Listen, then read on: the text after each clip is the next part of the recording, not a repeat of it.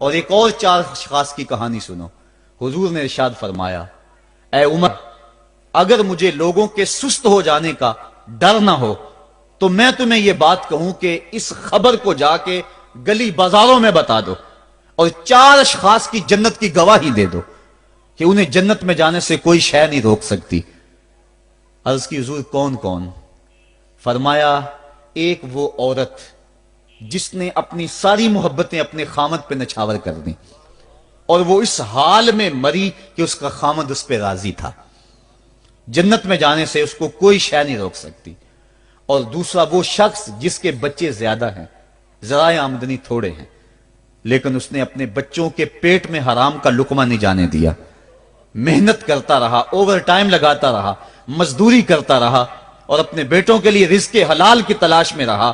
وہ بوڑھی کمر پہ بوریاں اٹھا اٹھا کے کام کرتا تھا اور اپنی کثیر اولاد کی پرورش کے لیے اس نے محنتیں بری کی اور ان کو حرام کا لقمہ نہیں کھلایا۔ فرمایا قیامت کے دن اس کو بھی جنت میں جانے سے کوئی شے رکاوٹ نہیں پیدا کر سکتی۔ اور تیسرا حضور نے فرمایا، وہ شخص کہ جو اپنے والدین کے ساتھ حسن سلوک کرے اور اس کے والدین اس پہ خوش ہوں، اس پہ راضی ہو جائیں۔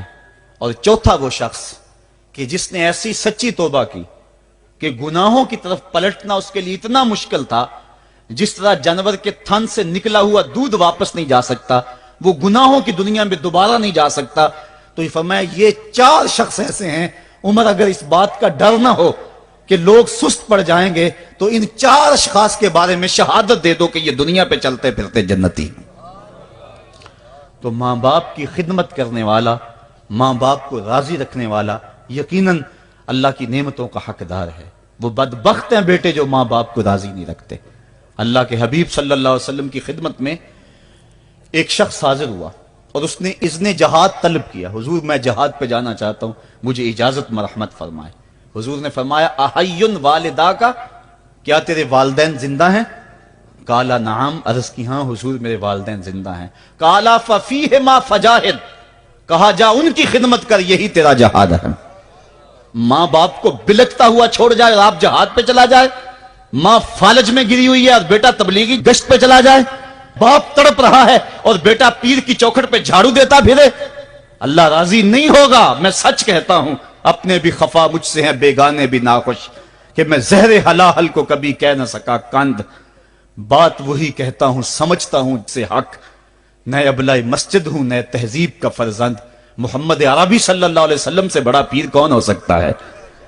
لیکن حضرت وہ ویسے کرنی نہیں آ رہے۔ آقا کریم اپنے بٹن کھولتے ہیں اور کرن کی طرف، یمن کی طرف رخ کر کے لمبی سانسیں لیتے ہیں اور کہا، میں رحمان کی خوشبو پا رہا ہوں۔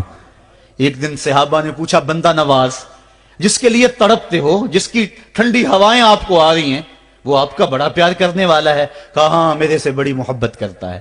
تو کہا پھر اتنی محبت کرتا ہے تو یمن تو دور نہیں ہے، بلال حبش سے آ گیا، سلمان فارس سے آ گیا، سہیب روم سے آ گیا، اور وہ یہاں یمن سے نہیں آ سکا؟ فرمایا اس کی بوڑھی اور نابینا ماں ہے جس کی خدمت اس کو نہیں آنے دیتی۔ اللہ اکبر۔ اب حضرت اویس کرنی نہیں آئے لیکن خیر التابعین کہلائے، آئے نہیں لیکن حضور ان کی یاد میں تڑپ رہے ہیں۔ اللہ، بلکہ حضور نے فرمایا کہ کوئی جائے اویس بن عامر کو ملے اور جب ملے تو اس کو کہنا میری امت کی بخشش کی دعا کرے۔ جو ماں باپ کی خدمت کرتا ہے اس سے ثابت ہوا اس کی دعائیں قبول ہوتی ہیں۔